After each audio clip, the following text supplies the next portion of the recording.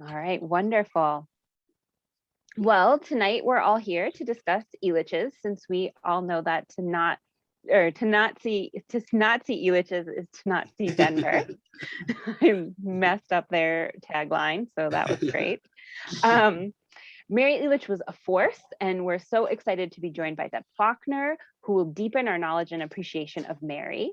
And then in the second half of our program, we're going to dedicate it to discussing Elitch Theater, one of the few remaining pieces of what once was Elitch Gardens. And we have been working as Historic Denver to help them restore some aspects of the building. And Greg Rowley, their board member, is going to join, or he is here already, and he's going to tell us about the work that they've been doing over there. To begin our program this evening, we do want to acknowledge that the land we'll be discussing is the traditional and ancestral homeland of the Arapaho, Cheyenne, and Ute nations. This was also an important site of trade for numerous other Native tribes. So we recognize those Indigenous peoples as the original stewards of the land that we're discussing, and also acknowledge that their descendants do still live here. So we want to create an environment this evening that kind of embraces community, gives us an opportunity to share knowledge. Both of our speakers tonight are happy to invite questions throughout their presentation. And we'd love to just hear from you guys if you're interested in sharing your memories of both the theater or the garden. So please feel free if you want to start sharing anything that comes to mind in the chat there. And then while we're kind of flexing our Zoom muscles, I'm also going to ask us, actually, I'm going to ask Andrea. They don't have the capability to launch our poll. This will just tell us what county you're signing in from. And basically, it will help us qualify in multiple counties for SCFD funding. And that funding helps us provide some of the programs like the one you're enjoying this evening. So I'm going to give everybody a chance to kind of get situated, respond to the poll. Can't seem to pick it. Okay, whatever. There we go. All right, I think everyone has answered the poll. Thank you so much. That helps us let SCFD know where everyone's coming from. Yeah, thank you, guys. And Andrea, who launched our poll so gracefully for us, is the director of the Molly Brown House Museum. And we still see many of the places that Molly Brown walked by, helped to build, shopped at, performed, or maybe even watched performances at. And those are pieces that make up the fabric of our city. So Andrea's going to share just a little bit more about the connection between our program this evening and our Molly Brown House Museum. Yeah, here at the Molly Brown House Museum, we love to use Margaret's story and Margaret's home as that sort of jumping off point to meet all of the other amazing women in Denver who helped build the city, who helped found the city, who helped make it sort of the cultural mecca it became through the work of women like Margaret, like Mary, and just get to know the women who built this city. We have, looking at Denver elections, we have women like Ellis Meredith. We have Margaret, who's helping to build cathedrals, and then we have the wonderful Mary, who's bringing culture in her own way to the city through her activities. So we love to draw those connections and highlight those sort of biographies that tell us more about Denver's story and also tell us, how involved women were in building the city. Awesome, wonderful. Those are great points of connection between these few. Oh, and Derek added in the chat another woman, Mrs. Crawford Hill, who also had a piece of creating the Denver that we know today, which is fun. So with that, just a quick, go ahead, Greg. I might be stepping on Deb's toes here because she may know this as well, that Margaret Brown did actually go to Elitch's, and she ran a yodeling contest one year for the state fair. So she did. Margaret was a world-renowned yodeler who studied in Switzerland, and then brought that skill back with her here to Denver and was able to actually perform at Elitch's. So we have a very direct connection. Very direct connection. Yes. That is an awesome connection. Well, Deb, if you want to begin sharing your slides, I'll give just a little bit of an introduction, although I think some of the folks on this call don't need any introduction to you. Right. Deborah Faulkner is the historian at the Brown Palace, but she is also a historian in her own right. She's published many books on both women who stayed at the Brown, but she's also written and spoken a lot about our topic this evening, Mary Elitch. So we're just so excited that she was here to join us again this evening.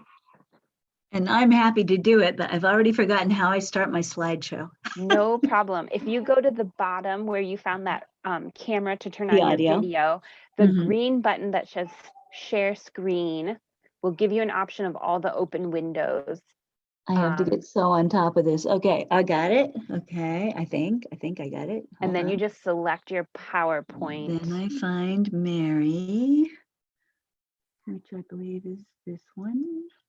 I think And I then have you the, just need that blue button at the bottom that says, I think it says share. gotcha. Hope I have the right one. You may get Ladies of the Brown. Nope, that's the right one. And now I want to do slideshow, right? Yes. And from beginning. Come on, technology. Woo! I love it. There we go. Yep, now we Okay. can see your first slide here. Hooray! All right. I love Mary Elitch Long. She is such a fun story, and I wrote a biography of her in 2008. It was part of a series from Filter Press, and it's called Now You Know Bios, and it's intentionally made for kids, you know, who are studying Colorado history. And I thought Mary Elitch Long is the perfect person to do, because many people don't realize that Elitch's was originally a zoological garden. So you've got, you know, all the fun rides and the beautiful gardens, but also animals. So, you know, what better for kids? So I'd love to do her, and I'm happy to tell you a little bit about her story today. Shall I just launch? Here we go. Yes, go All for right. it. So when she was being interviewed by Carolyn Dyer, who wrote her biography in 1932, Mary told her that her story, like all the best stories, began with fairies. And Mary claims that on a bright May morning in 1856, the fairies dropped her into the Houck family of Philadelphia, and they graciously raised her as their own. They named her Lydia Houck. And when the family moved, when she was a little girl, to California, sent her off to Catholic boarding school, she never liked the name Lydia, and she insisted on being called Mary, which of course the nuns applauded. She never liked her last name either, Houck. She thought it sounded like someone clearing their throat. And it wasn't long before she changed that as well. She was just 16 years old when she met the dashing actor and athlete John Elitch Jr. He was 22 years old. They met in church, and it was love at first sight. She fell head over heels. But of course, her parents didn't approve of her romantic inclinations at that young age. So Mary and John actually eloped in 1872 and were married.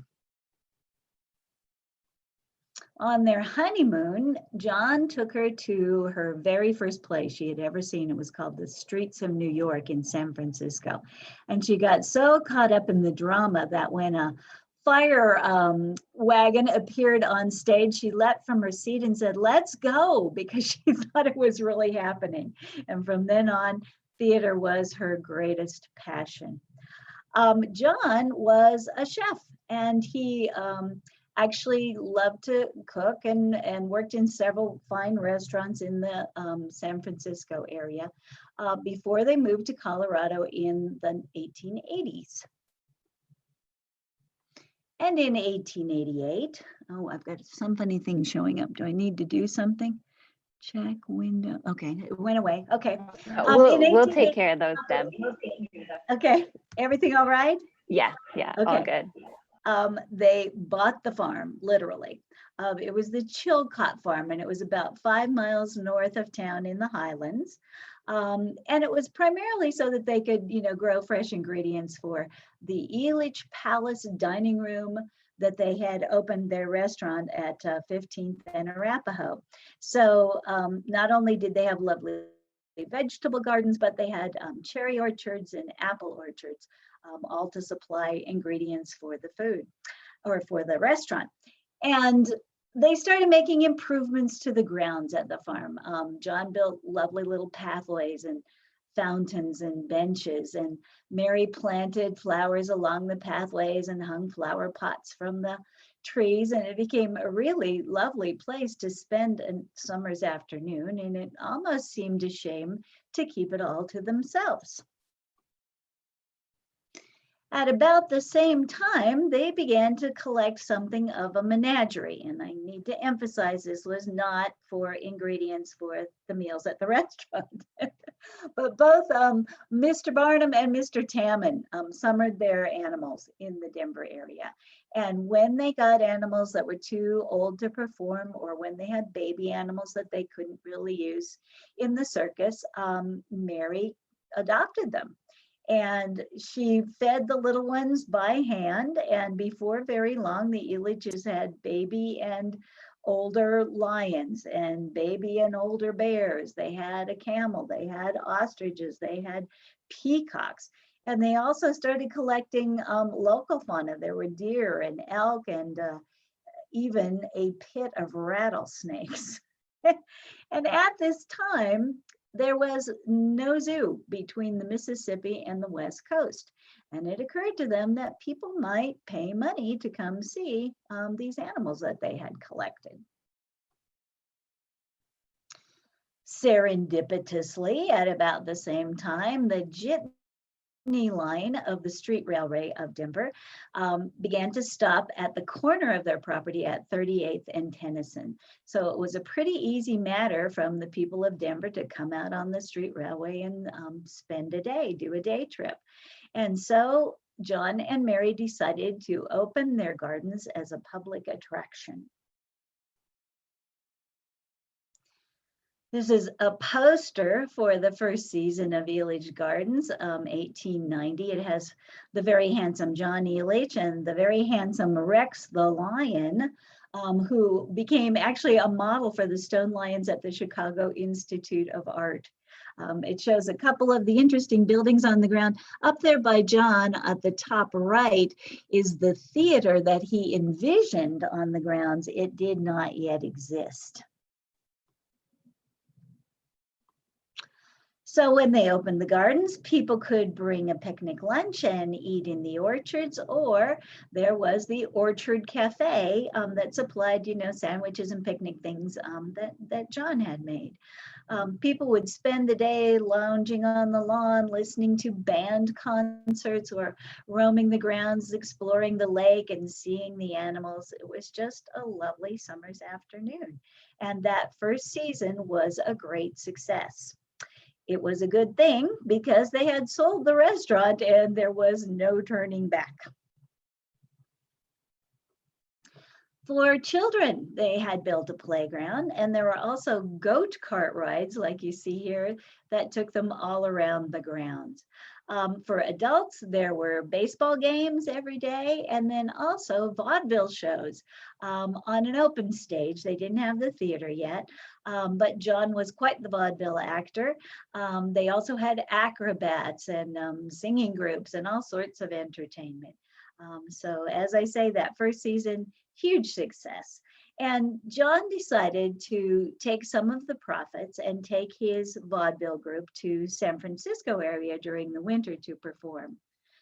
Tragically, he caught pneumonia, and Mary rushed to be by his side, and 3 weeks later, he died in her arms. So here she is, heartbroken, devastated, a widow at the age of 34. She didn't know what to do. Of course, her family, as families do, said, "Oh, come home, we'll take care of you." But that wasn't her home anymore. She returned to the gardens and just kind of went through the motions day by day, mending pots and caring for the animals. But gradually with spring came new hope and new optimism, and she knew what she had to do. She determined she was going to continue to run and grow the gardens in honor of the memory of her beloved John. And there was a lot to do before the next season. This little cottage on the grounds was her base of operations. And from here, she oversaw everything that happened, from acquiring new animals to planting new flower beds. Elitches started their own greenhouses, and they were kind of pioneers in creating colored carnations. They came up with a way to get the dye in the water and color carnations, and that was quite a revolutionary thing at the time. Her first major project was to build this theater that John had envisioned, and he had always told her it was based on the Globe Theater in England. When she finally visited the Globe Theater on her second honeymoon, she realized it really bore no resemblance, but it was a gorgeous building nonetheless. She recruited actors, the best actors from the very beginning, and paid them exactly like New York and San Francisco did. So she got Douglas Fairbanks and Frederick March and the divine Miss Sarah Bernhardt. So it was a popular attraction right from the beginning. Inside the theater was this beautiful hand-painted curtain of Anne Hathaway's cottage. And every day magic happened in this place. It ultimately became the longest summer stock theater in America. Oh dear, hold on. Okay. Her adventures from that time could fill a book, and did. She wrote The Adventures of the Only Woman in America to Own and Manage a Zoo, to talk about all her adventures with her animals, etc. Her favorites were the bears. There was a bear pit. You can see the people there up above, and Mary would go in and clown around with the bears. She would waltz with Sam, who had learned that in the circus. Sam and Dewey were her two favorite bears. And at the end of the day, every day, she would let Sam and Dewey out of the bear pit, and it was a very effective way to clear the grounds of visitors. From her experiences, she wrote little booklets on animal behavior, like the one you see here on the right-hand side, and gave those out to guests as souvenirs. She trained an ostrich to whisker around the grounds in this little ostrich cart. Recently, how did this happen? I was doing a program on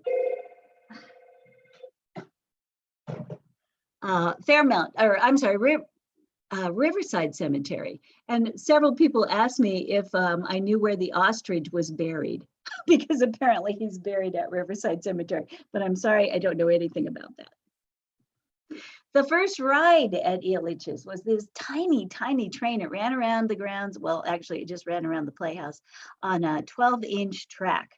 Each car could hold one adult or two children. And that's actually Mary in the caboose there in this particular picture. Few years later, it was replaced by a slightly bigger train that ran much further around the grounds. Another early ride was the carousel. This was added in 1904. It was by the Philadelphia Toboggan Company. It was called a Racing Carousel because it went pretty fast around. It had 48 gorgeous carved animals, and they weren't just horses. There were giraffes, there were camels, there were lions, just like Elitch Gardens itself. And there was a monster Wurlitzer organ that played waltzes and marches on 255 pipes and drums and horns. So it was really quite the spectacular carousel. And I think a lot of you probably know it still exists at Kit Carson County Fairgrounds, and you can still ride it for 25 cents. It was replaced around the late 19 teens by what they called a jumping carousel. That was like the latest state of the art, where the animals, some of the animals actually went up and down. Not many people ever saw Elitch Gardens in the winter because it was only open in the summertime. Mary spent the winters in New York City, in San Francisco, recruiting the finest actors and listening to the plays and coming up with great things to share with Denverites that summer in Elitch Theater. This looks like winter, but this was actually on Mary's birthday one year in May. If you live in Denver, you can totally believe that. The theater matinees in the summertime were very popular with groups of young ladies like these that are gathered at the original entrance to Elitch Gardens. It was this big log gate. You cannot see it too well in this picture, but sort of.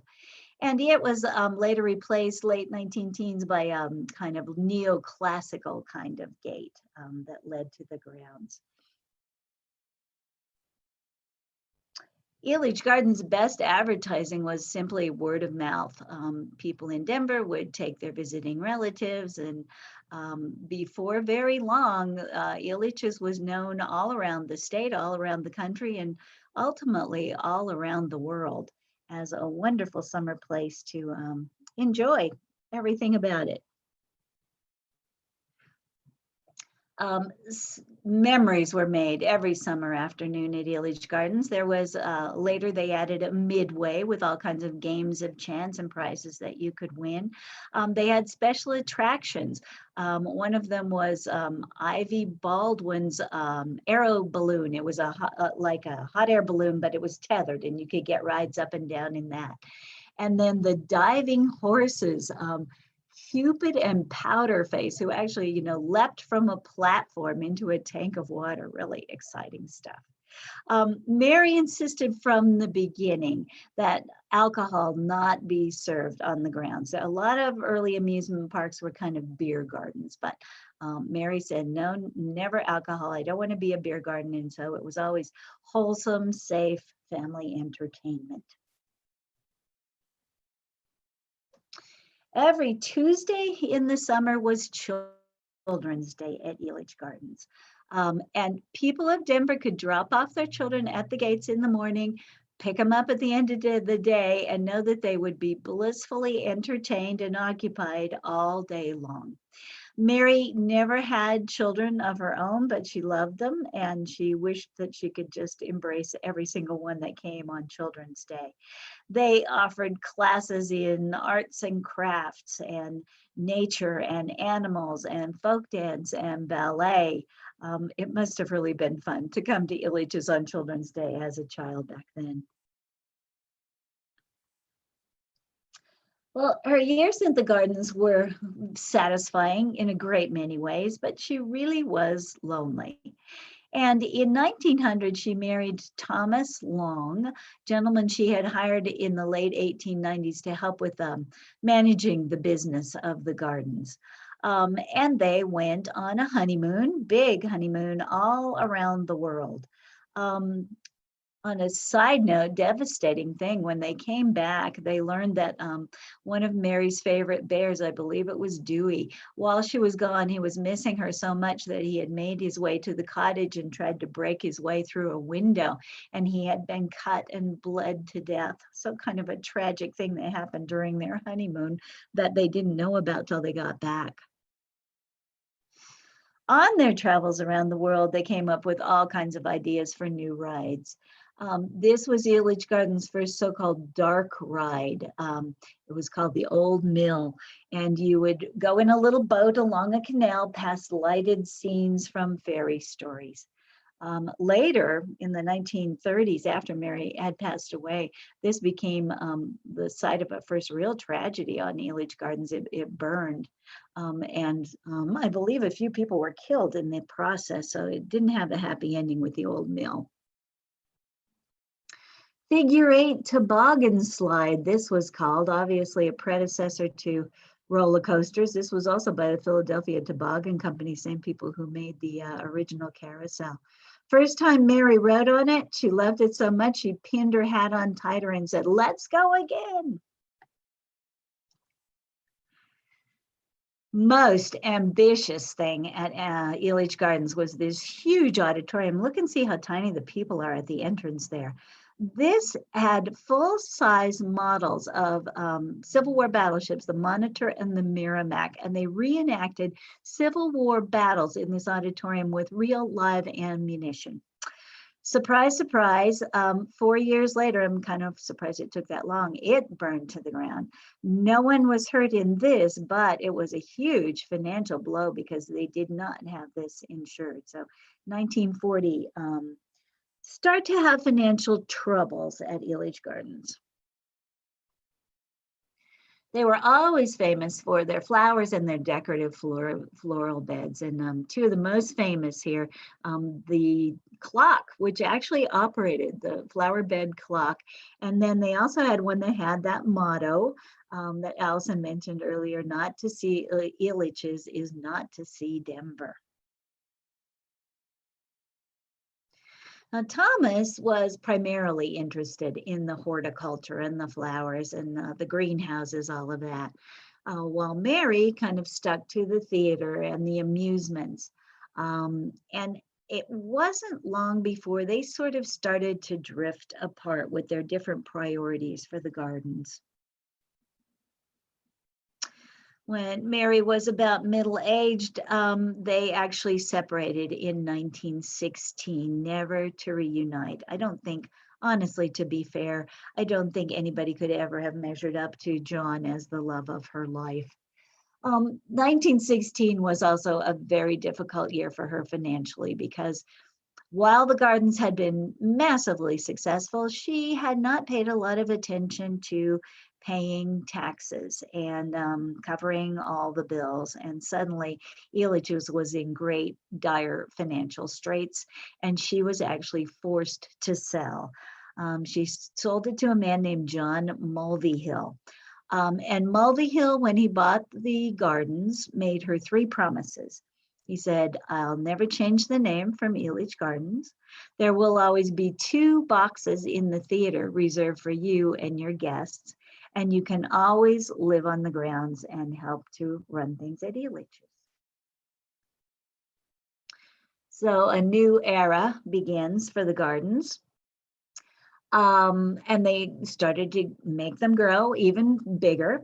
The one thing that Mary and John Mulvihill disagreed upon was the addition of a public ballroom.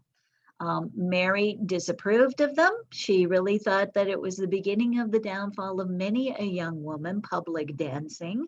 But she wanted to try and roll with the times, etc., and finally agreed to the building of the Trocadero Ballroom. Now, John Mulvihill's son-in-law, Arthur Gertler, was a window dresser for the big fancy department stores on 16th Street, the May, D&F, etc. And he's the one who did all these gorgeous decorations in the Trocadero. Dancing in those days, public dancing was a very formal white glove dance cards type affair, and there were very alert escorts all around the premises who watched for inappropriate touching and gently but firmly escorted the offenders right off the floor and out of the building. The theater always remained Mary's passion. Here she is with a couple of friends ready to go to a matinee. That dog, by the way, I've looked and looked at it. I don't think it's real. I think it's probably a stuffed dog that she might have won on the midway playing a game of chance of some sort. For people who didn't attend the theater performances, they could still go into the lobby and see this massive collection of autographed actor and actresses' portraits, people who had performed at the theater. Well, the many, many happy years that Mary had at the gardens came to a close in 1932. By now, she is in her late 70s and she's very frail and just really not able to live on her own any longer.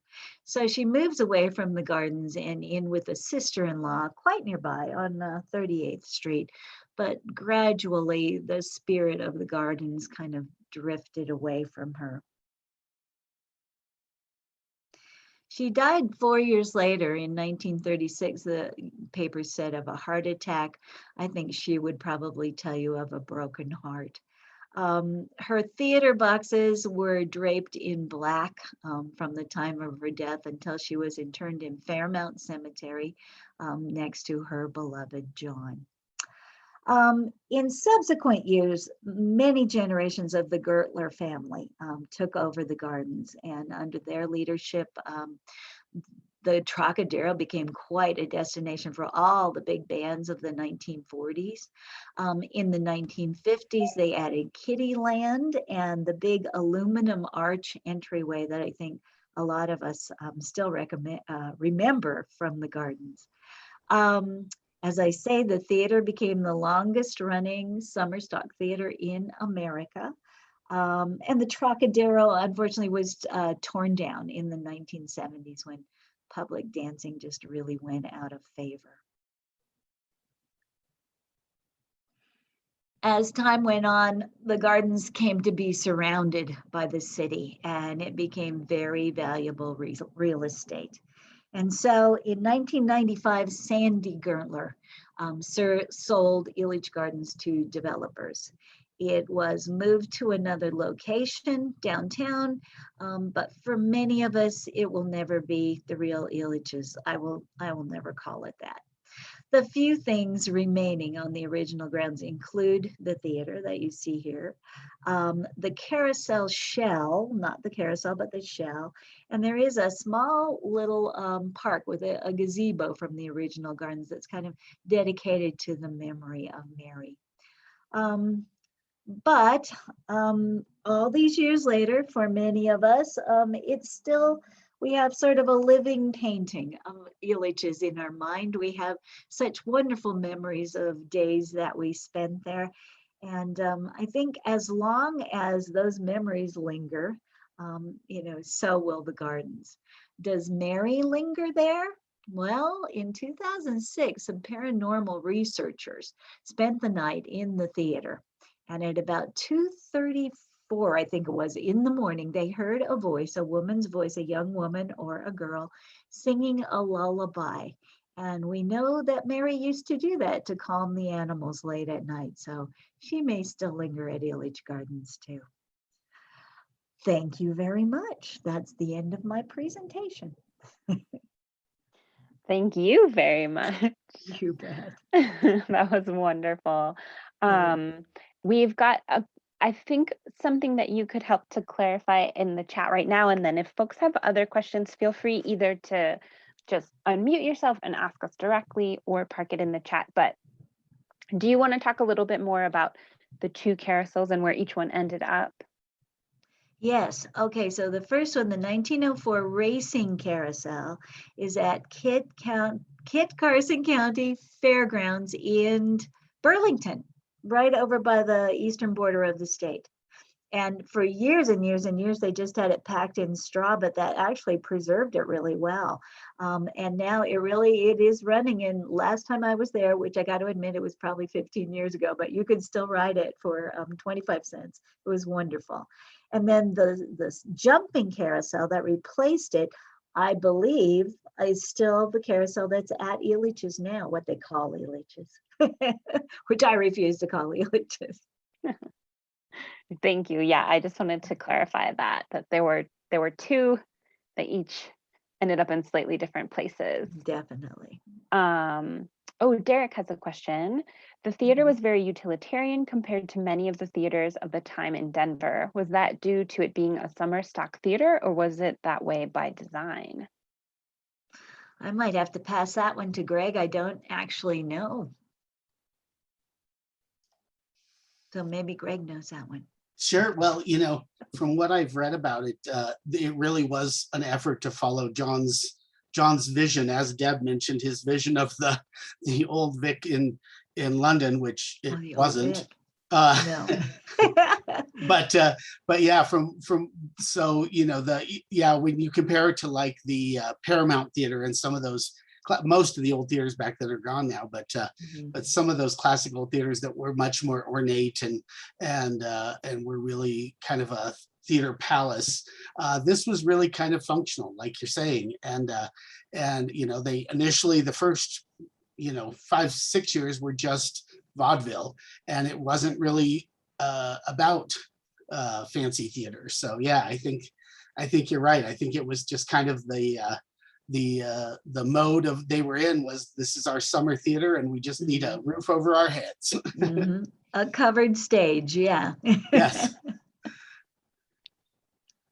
I kind of thought the booklets that she put together on animal behavior was really interesting. Do you have a sense of like if those are still kind of regarded as like seminal in terms of some animal care, or not really? It may be outside your I would purview. doubt it. She was total amateur. She was all heart, certainly, but I don't think she really knew a lot about animal behavior. It was just, what she had observed from, especially with the little ones that she raised from babies and such. And, I doubt that they're particularly, academic or really valuable, but I just think it's adorable that she did that as souvenirs for guests. Yeah. And Mary's audience was always children. Like Yes. she wrote it for children, so I'm Mhm. sure it was very friendly about the friendly but Simplistic, lovely, yeah, yeah. yeah, exactly. Really interesting. Anyone else have questions that you want to ask Deb directly or park in the chat here? Or share memories. That's what I love. Hearing about. Yeah, it's really not all that long ago that it closed in the grand scheme of Denver history. It's true. Yeah. Oh, okay. Derek's got a memory here that oops, sorry. He remembers the cafe later became the Carnation Ice Cream Parlor Oh. and was wondering if the cafe was known for its food. Again, I sort of doubt it, but you were there and it was there and it all worked out well. I don't think it was probably great cuisine. I think it was probably like it was probably kind of the best you could get for a nice intimate dinner.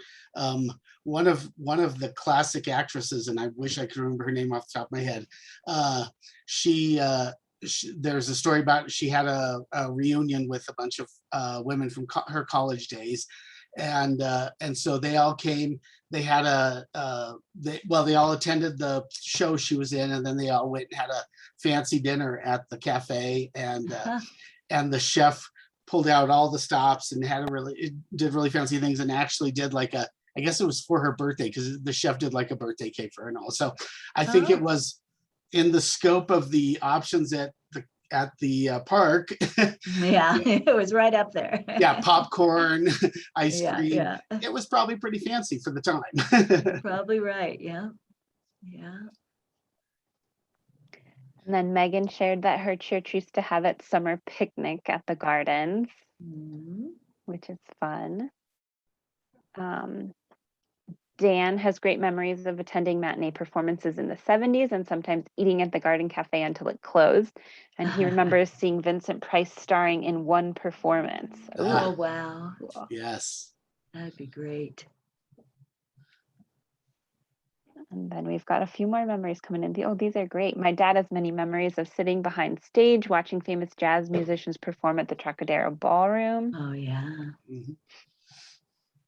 Oh, Andrea, I don't know if you want to weigh in for Elizabeth's question about Mary Elitch and Margaret Brown knowing each other. It was interesting as Deb was talking, thinking about the fact that Sarah Bernhardt performed at the theater, and we know Margaret loved Sarah. But I don't know if we know if they met. Yeah, I don't know if we do know if they ever met each other. I know that Margaret was so enthralled with Sarah Bernhardt after seeing her perform here that she went on and sort of in her second career in life, she really did take to the stage. And actually the Palm of the Academy that she was awarded by the French government was for her works of performing Sarah Bernhardt's works, including Les Longs. So I think she was so inspired by seeing Sarah Bernhardt perform. But Deb, I don't know if you know of any direct relationship they would have had with one another. I don't. I do know it was really, again, serendipity that she even performed at Ilitch's, because it was when they had the San Francisco earthquake, and she was supposed to perform at a theater there. And when she wasn't able to, somehow Mary jumped on it and said, come out here, perform at Ilitch Gardens instead, and put her up at the Brown Palace. And that's how they got her at Ilitch Gardens. Kind of neat. That is neat. Because yeah, it definitely had a major impact on Margaret Brown's life, and it could have very well not have happened, huh? Yeah. Yeah. Oh, Derek was asking when mini golf was added. I don't know if either of you know the answer to that one. I don't. Kittyland was the 50s. I'd guess mini golf probably 60s, but it's only a guess. Oh, and then Diane Sinelli is remembering first kisses in the haunted house. Cute. And then, I have an opposite story of that. I once went to Ilitch Gardens with a guy I couldn't stand, but he was best friends with a guy I really liked. And so I kept trying to ditch the other guy, and he was scared of the Wildcat roller coaster, so I rode it 10 times in a row just to keep away from him. that's great. Oh, here's another question. In addition to all these wonderful memories that are coming in, about, are there any remaining familial connections to the current Elitches, or is it just all corporate at this point?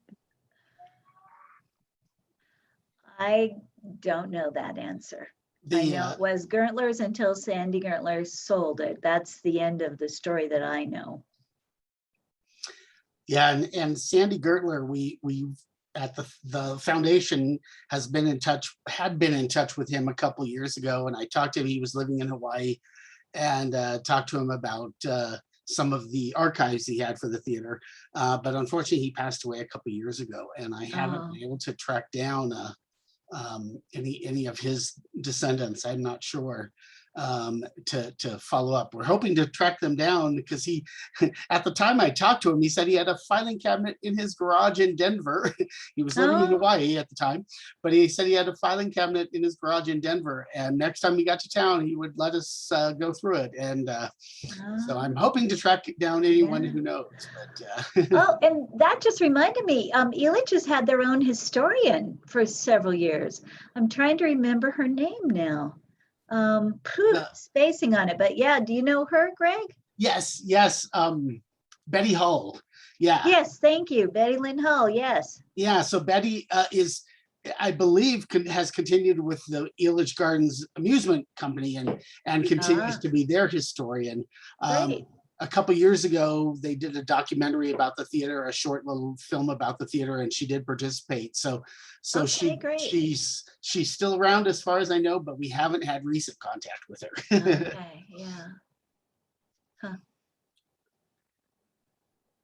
Well, and there are a bunch more memories about dancing at the Trocadero in the chat too, which are very neat. Yeah. But maybe this is a good moment to kind of shift to Greg's piece. Make sure this question is not okay. So actually, I am going to share a few photos while Greg talks. Here, give me one sec. There we go. So I mentioned earlier that Greg is on the board here, right? Take the camera off and fix. I know, I turned the camera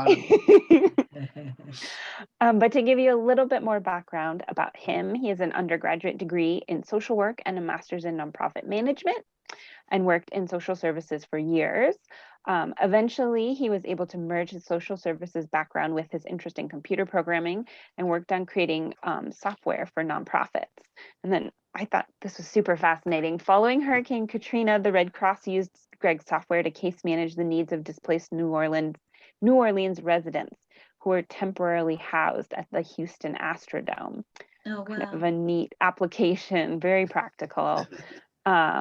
While Greg now works with his family's business, he enjoys the opportunity to put that Master of Nonprofit Management degree to good use as a board member for the Historic Elitch Theater.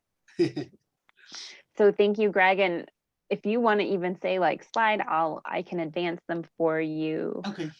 Throughout whatever works best for you. Sure. And yeah, so I thank you, Allison. I appreciate it. I was asked to join this to kind of give an update on where we're at now. And you know, we all love Mary. She's our muse for all the work we do. And so I love hearing Deb's stories. Deb actually joined us back in 2016. We celebrated the 125th anniversary of the theater. And we called it a night at the Trocadero, and we had a dance out in the carousel shell. Yeah, that was neat. It was so much fun, and we had a big band that played and played some classical music to start, and then we had Hazel Miller step in and do some great jazz for us, and so yeah, so Deb joined us for that, and dressed as Mary, and signed books and everything. So thank you, Deb. That was fun. Yes, thanks. It was so great. Yes, but so yeah, so to tell you a little bit about the current status. The theater, you know, as Deb mentioned, in 1986, Gertler family announced they were moving the theater downtown, and at that point, the theater company basically closed. They had one more summer. 1987 was the final summer of the Elitch Theater Company. And in fact, they opened the season with Nonsense, starring Mary Jo Catlett, who was a Denver native. She went to Laredo Heights and got her acting degree there. She went on, eventually you may know her from Different Strokes. She was the original maid in the TV show Different Strokes. Yeah. Anyway, so Mary Jo Catlett was wonderful. And so when they decided it was the final season, they asked her and the cast of Nonsense to come back and close out the theater. And so they closed it out in 1987.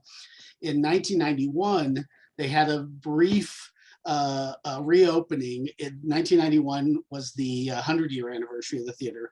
So they did one showing, well, a couple days, but they did one show. It was the Robber Bridegroom, and Patrick Cassidy, brother of Sean Cassidy, son of Shirley Jones. Took me a minute there.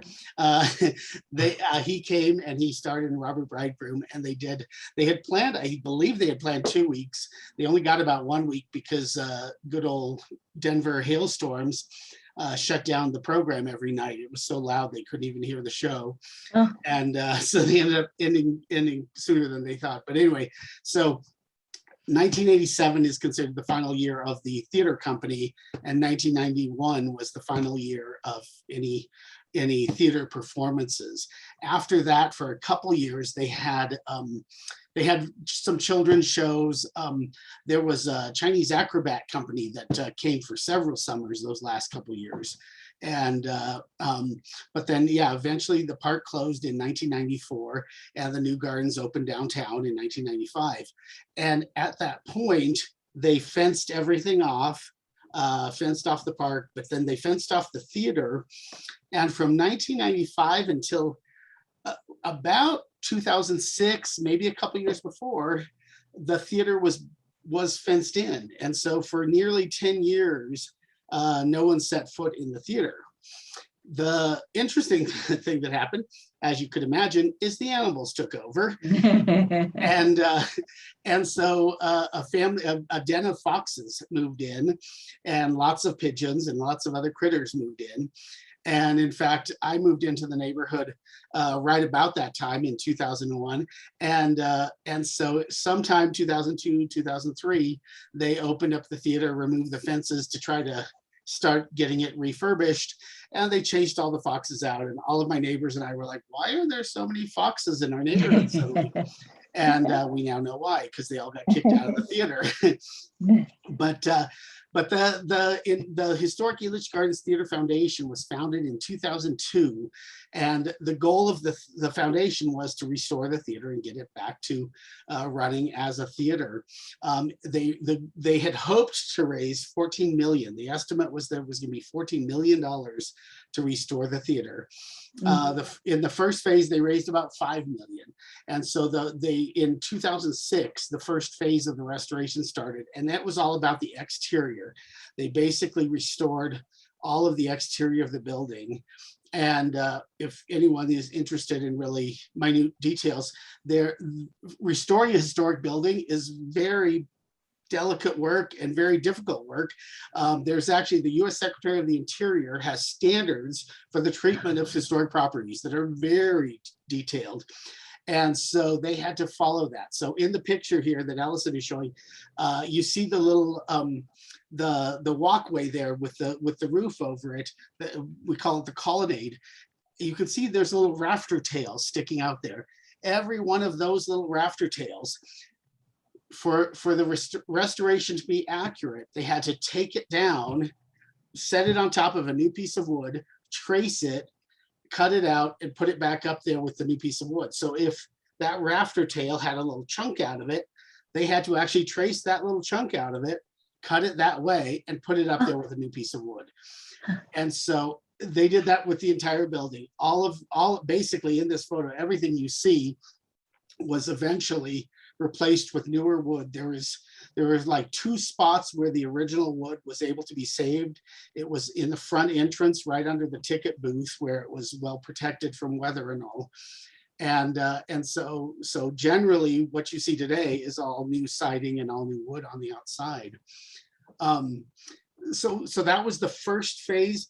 Excuse me. That was the first phase of the restoration. Unfortunately, it was only focused on the outside. So the interior was still had many problems. We had no electricity was one of the biggest ones, but then there also were some leaks. They were able to fix the roof mostly, but the leaks did continue. And so it wasn't until 2013 when phase 2 was started. Phase 2 was all about interior work. The goal of phase 2 was health and safety. We added a fire suppression system. Prior to that, somehow this wooden building had survived for 100 years, nearly 100 years. And so we were able to install a fire suppression system. We also had to do a bunch of safety issues, like all of the exit doors. We had to add the panic bar exits where you couldn't lock people inside the theater.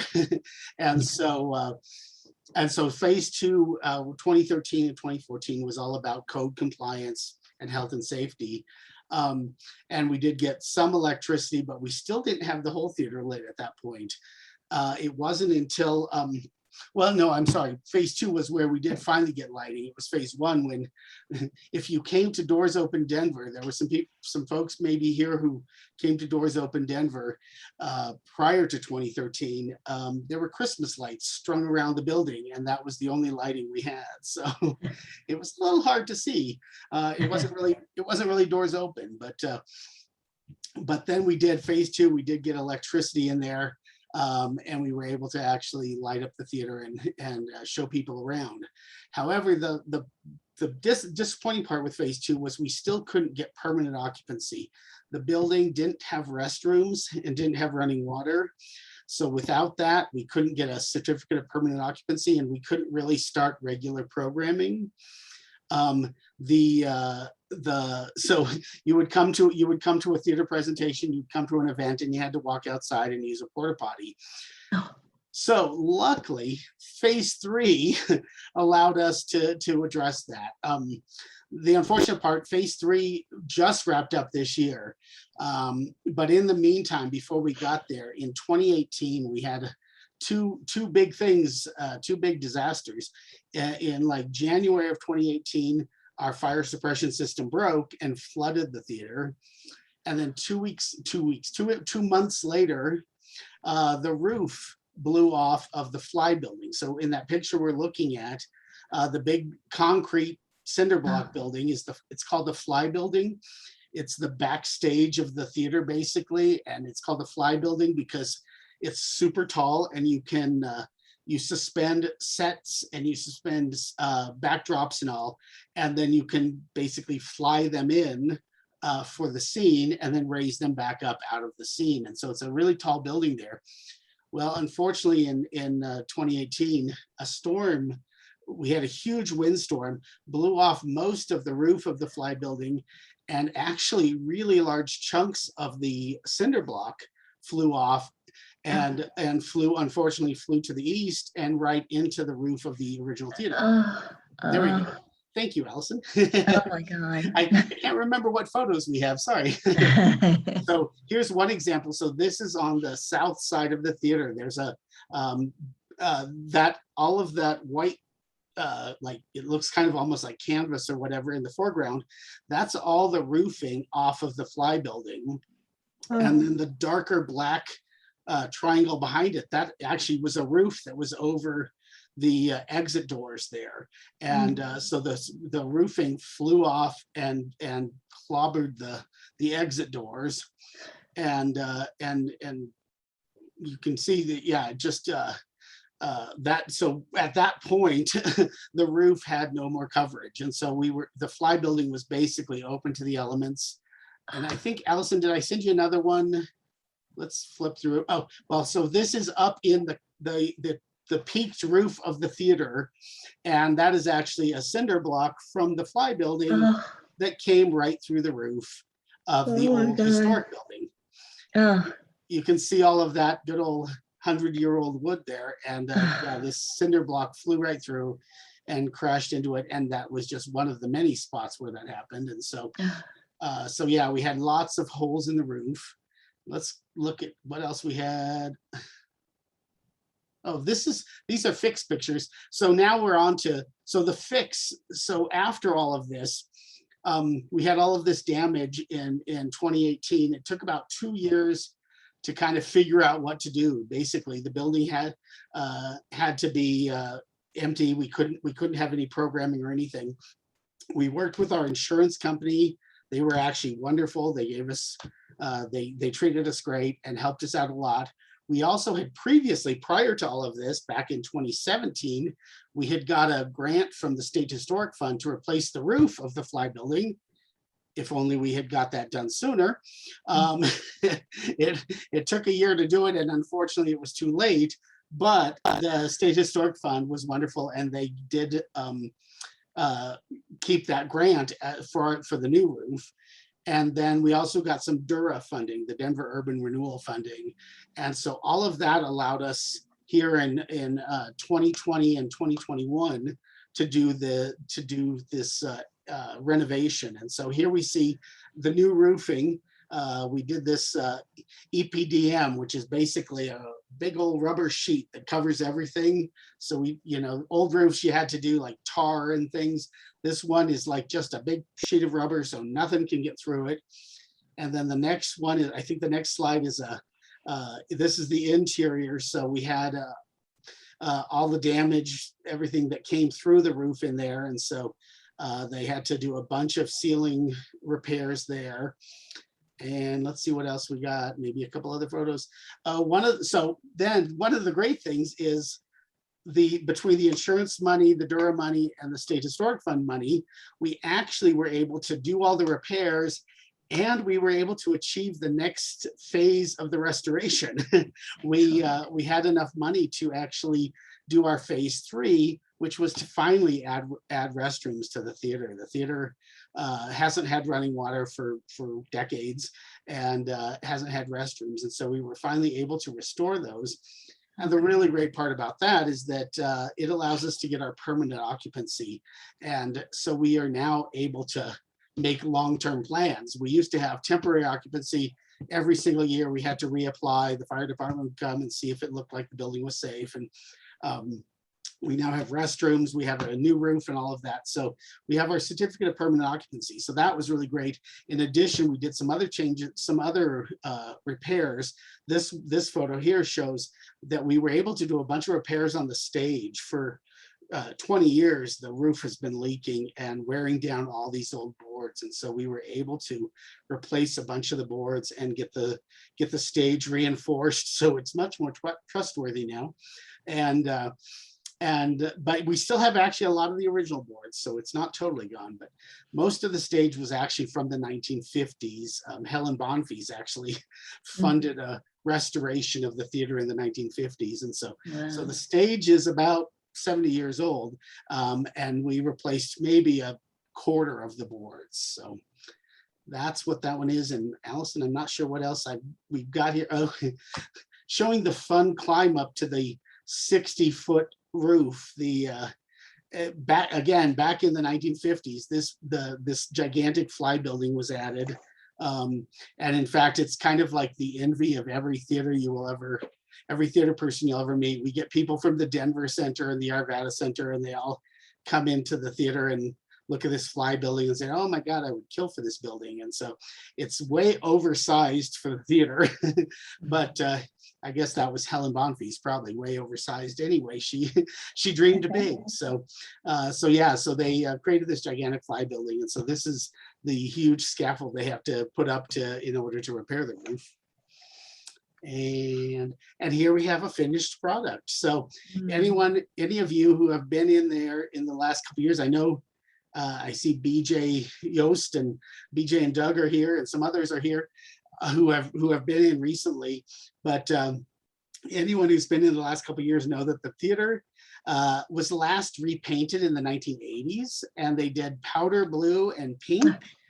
It was a really bad choice. And so for years we have had this powder blue and pink interior. And with this recent restoration, we were able to do a really nice new paint job inside. Then we had some clean up days in this summer, and we got all the seats shined up. And so as part of the restoration, they sanded down the stage and stained it. And so, the theater is just looking beautiful now. Beautiful. So this is what it looks like inside. So I think that's the major things. Although, and here it is from the outside. We went from green to blue. One of the great things, I love working with historic preservationists because they're really tedious people who want everything to be perfect, and I love that. And so they actually dug through the old lumber and chipped off the paint to find authentic colors to paint the theater. Over, it's now 130 years old. Over 130 years, it has been many different colors. The last color was green, and so for this phase 3, they chipped off and found that this shade of blue was once used for the theater. So we've got a new blue theater, and it is an authentic color that the theater once was painted. So one of the great things I just have to point out, Deb's mentioning of Mary Elitch and the ghosts of the theater. I always love to. That's the number one question we get when we do tours. Everyone said, "So is it haunted?" And I have to admit, I have not experienced the ghosts myself, but one of the things I always tell people. So this theater is now 130 years old. It predates the state capitol. It predates the current Union Station building. It predates most of the buildings downtown. There's 3 or 4 of them that are older. There's a number of residences. There are definitely more residences that predate 1891, but this theater is one of the oldest buildings in Denver. And the big difference, it predates the Brown Palace, Deb. It predates the Brown Palace by 1 year. 1 year, yeah. But the big difference that I always have to point out is all of those buildings are beautiful stone and brick. This is a wooden building that has lasted 130 years. And it's kind of amazing. And so all we can say is that it had to be Mary Elitch. Mary Elitch's ghost is in there, and she is protecting this theater because somehow this beautiful wooden building has lasted 130 years. So I've never experienced it myself, but I still believe we've got our share of ghosts in the building. Love it. So I think that's most of what I have for the current update. We're 2022, this coming summer. We're going to do some films on the lawn out front. We're going to do some tours. We're probably going to do like First Friday tours. Tennyson has some great First Friday stuff. And so we're going to probably tie in and do tours. And so, we would love to have anyone come and join us and check out the theater and see the next phase of this beautiful old building. Nice. Yeah, no, that's perfect. And I think it's such a complicated story in a sense that it's so nice to hear it because, as Denverites, we drive by and we might see fencing, but we don't always understand all the What's drama going on? that's going on Right. behind the scenes. There are a few questions that are already in the chat that I thought I would make sure get answered. The first one, actually, Deb, I missed it as we were transitioning, but I think you know the answer. Your very last slide, it was an impressionistic painting. Uh-huh. And the person was asking about the painting and the artist. Well, the artist is Maurice Brazil Prendergast, and he mostly did New England. But to me, it looks so much like Elitch Theater. I don't know if it was a theater in the East that looks like Elitch Theater, if it really was Elitch Theater. So I know the artist, but I don't know the building for sure. Awesome. Yeah, I thought that you would know that one. And then it was also in your presentation, Deb, you showed us that room with all the portraits of all the Uh-huh. actors and actresses. And so Uh-huh. Derek was wondering if any of that ended up getting saved in any iteration. That would be a question for the Elitch Theater historian, whose name I've Yes. suddenly spaced again. But I bet you they did save them. I wouldn't be a bit Yes. surprised if they've got them. That'd be amazing to see that collection, wouldn't it? Yes, and actually, yeah, I should have had a photo ready to share. We did. The sad part of the story is when the flood happened and the fire suppression system broke, it actually broke in the room where we stored all the archives. Oh. Of the hundreds of places it could have broken, Oh. that was of course the very worst. But Yeah. but the amazing part is most of it survived. A number of the photos got wet, and so in Yeah. fact we did a cleanup, and we tried to look at some of them, and we tried to open the frames and started to peel off the photos and realized the photos are now all stuck to the glass, so we just left them. Oh. And so yeah, we most of it has survived, and we have it all collected. And in fact, we are working. We have an archives committee that is going to get back up and running. They've done some really great research down at Historic and History Colorado Uh-huh. and Denver Public Library, and we're looking next spring to actually get that committee going again, and we're going to work to scan all of those in so we can make sure nothing ever happens. If we ever lose anything, we have a scan of it. So That's but great. yes, we do. We have a whole big room full of all those amazing old photos that hung out front. One of the plans is eventually get them all scanned and then do duplicates. Don't put the originals out there, but we will Right. actually put a bunch of the scans back out into that front entryway, because that was That'd always be one of cool. the highlight. Anyone who entered the theater remembers that walkway in with all those photos. So yeah, we definitely will look to do that again. Cool. Awesome. Great. And then Derek was asking Greg if you know of any productions in store for the stage. We don't at this point. For 2022, we are looking at just some kind of basic programming. As I mentioned, the summer film series, we do films out on the lawn. So the movie screen is right, what we're looking at there. The movie screen's right in front of the theater, and then the big lawn in front, everyone camps out. And we've had anywhere from 800 to 1,000 people out there. I can't remember what it was. We did a showing of something like Frozen or something that was super current and popular, and people were like back in the street behind it. It was packed full and it was wonderful. And so we're looking to do that again this summer, and then do the tours again this summer. But then 2023 is really when we're looking to maybe start doing some theater again. Our next goal for fundraising is we need to get theater lights, we need to get sound system. Actually on the stage in the Fly building, there's a grid hanging above the stage where you can lower and raise the stuff. We have to get an engineer to come in and confirm that the grid can handle stuff.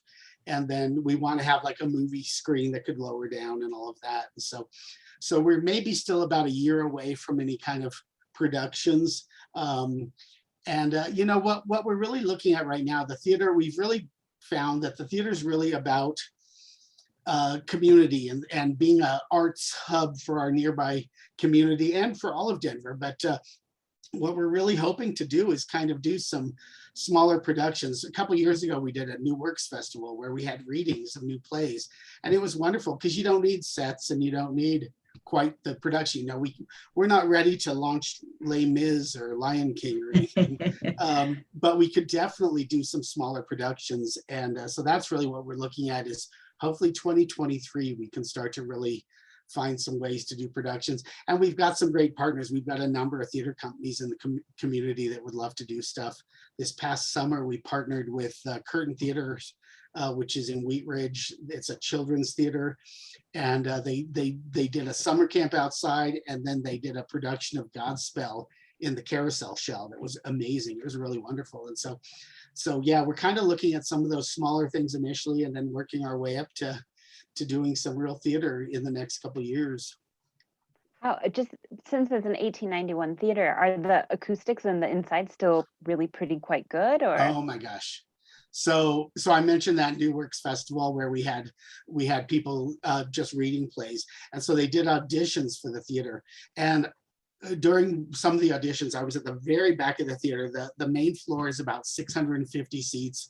And I was at the very back of the theater. Oh, in this background behind me, you can kind of see the very back of the theater. And there were a lot of community members who came in on auditioned, and it was wonderful.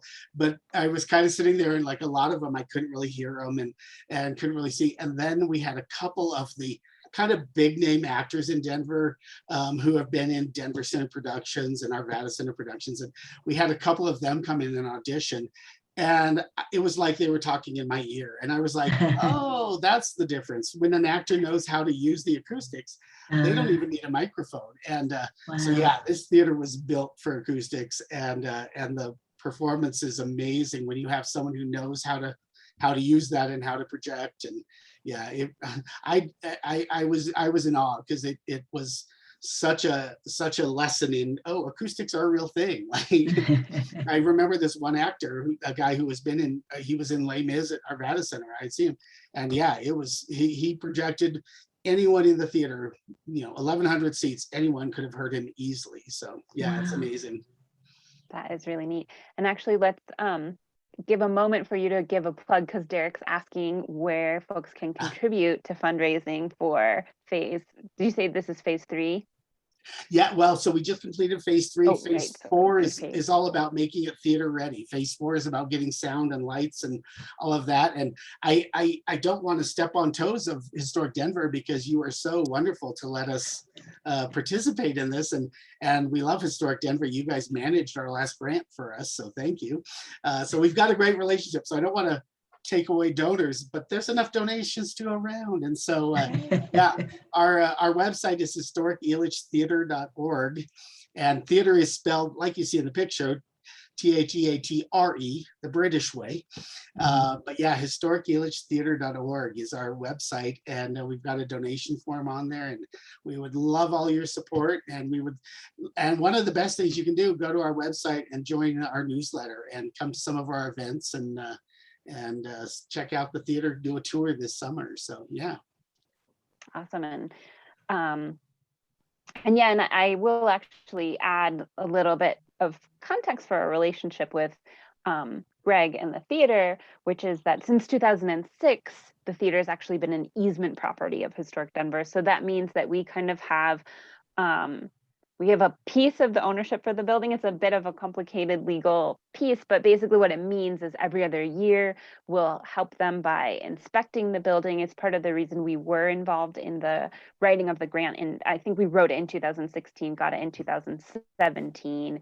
But that an easement facade it's a good way to like protect the exterior of any building in perpetuity. So we have a number. They're almost all in Denver, with I think one exception, but it's this extra relationship between Historic Denver and historic buildings around the city. So just to further and that easement's a great thing, because it's the kind of thing that makes sure 30 years down the road, when we're all gone, someone doesn't come in and say, oh, it's too hot in this theater, and stick an air conditioner right in the middle of theater sign there on the front, like, you know, Historic Denver is officially in charge of the exterior, and they have to approve anything that happens to the exterior of the theater, which is also nice because the interior, for those of us that are working on programming and working on getting the theater functional again, it's all about the interior. We're able to kind of make the changes we need to make,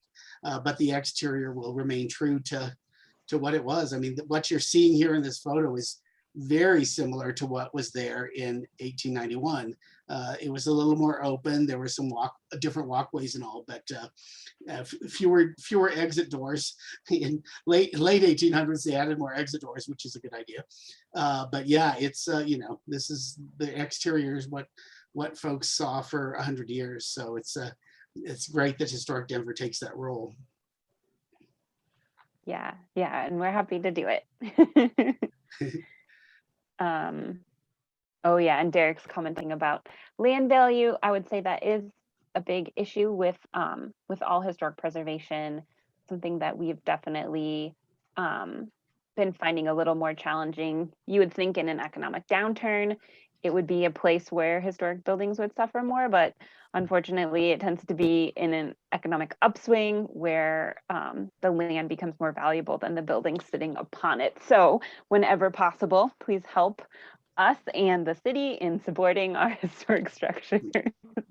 And one thing I should point out, so the developers who redeveloped Elitch, they take a lot of heat because no one wanted Elitch's to move, but it was moving regardless of them. Despite them, it was moving. They came in later to redevelop, and one of the things I like to point out is actually one of the developers. He was an usher at the theater in his teens, and and he loves it, and he has a passion for it. And so, yeah, you know, and at this point, so the theater is on the National Register of Historic Places. In fact, we just recently got a grant to get a sign, so we're going to have our sign out there. And so, yeah, the theater is not going away anytime soon. But yeah, and even the developers are in love with the theater and love the carousel shell, and we're quite happy to save all of that. That's great. And I think we've made it through all the questions that have been parked so far in the chat, but we've got a few minutes left if you have some other questions that you want to ask Deb or Greg while we have them here. While you're thinking about that, I'm going to put in a little bit of a plug for a couple upcoming programs that we have. If you enjoyed tonight's program, here are a couple others that you might like. Next Thursday, November 11th at 7, so same time, same place actually, virtual. We're having an artist that we work with a lot, Amy Marsh. She's going to lead a conversation about a painting that belonged to the Browns that's in the house. It's a painting of a woman with a bird, so she's got somebody to talk about the art, somebody to talk about birds and the study of birds, and then you get to make your own clay etching at the end of the program, which is very neat. On the 18th, there's a program called 1340 Pen, which is kind of a little bit less serious look at some of the seedier topics in the Victorian past. That's also a virtual program that you can join. And then if you're hoping to get together for an in-person program on December 4th, we are doing our annual organ tour. We've got a great lineup of organs this year. Unfortunately, not the Wurlitzer that's in Burlington, Colorado, and that would be very cool to hear. But we're going to visit organs at Trinity, which is that big church that you're probably familiar with across the street from the Brown. Holy Ghost, which is the one that sold its airspace, so now there's like a skyscraper right up above it, but the interior is this beautiful kind of pinkish marble and worth seeing. And then St. Andrew's Episcopal. So those will be the three. We're going to walk between them, learn about the history and the architecture of the building, and listen to organ music. So that's always a fun program as well. So those are some ones that, you know, you may be interested in. But yeah, anything else you guys would love to know in our last kind of few minutes of our program this evening? Got a couple accolades coming in for both of you. Oh, nice. People enjoying the information that we've shared, enjoying trips down memory lane, opportunities to learn about the restoration. But Yeah, we've got a few more minutes if there are extra questions. Trying to think if there's anything else. But no, I think it was super informative. You're both wonderful speakers, so it's very fun to listen to you. Time went quite quickly, at least on my end. Well, I'll just say thank you to everyone who participated. Yes, thank you very much. We're always happy when people have an interest in these things. Recently, Yeah. someone was like, I think you overrate the interest of Mary Elitch, or the interest in Mary Elitch. And I was so hurt by that. I was like, I don't think I so. don't think so. She's pretty amazing. Yeah. So thank you all who joined us to learn about Mary Elitch. Yes, absolutely. Right, you can never learn enough. And then it was interesting, without even intending, we brought up Mary Elitch. Well, Molly Brown we did intend, but then Helen Bonfils too, all these women Yeah. in Denver history that made, indelible marks on the city, and we're Oh, still yeah. talking about them 100 years later. Yeah. Oh yeah, we're actually working on a tour specifically about Helen Bonfils and the theater. She joined the Ilitch Theater. She auditioned under a different name. I think it was like Helen Barnett or something, because she didn't want to fail in her audition as Helen Bonfils. But she auditioned for the Summer Stock Theater, and she actually made the Summer Stock. Oh, And then she was part of it for decades. Actually, the very first summer she was there, she met her husband. George Soames was the director of the theater that summer, and Helen met him at Elitch's, and they married. And then for years he was the director, and she would come back in and participate. So yeah, we're actually thinking we need to do a whole tour just on Helen Bonfils and her connection to the theater, because she ran it for years. When the Mulvihill Gertler family decided they weren't ready to run it, she actually started up the theater company and leased the theater from them. And so yeah, she was a huge figure in the history of the theater. Well, we might Mhm. have to collaborate. One of her homes is on our Mansions of Quality Hill walking tour, so Oh, that'd be cool. maybe there's room for future collaboration, because she's fascinating. So is May. Yeah, yeah, Both really interesting, dynamic women. yeah, Yes. definitely. Wonderful. Well, I'm not seeing any other things in the chat. I'm gonna go ahead and stop the share here, Mhm. and I'm also gonna stop our recording.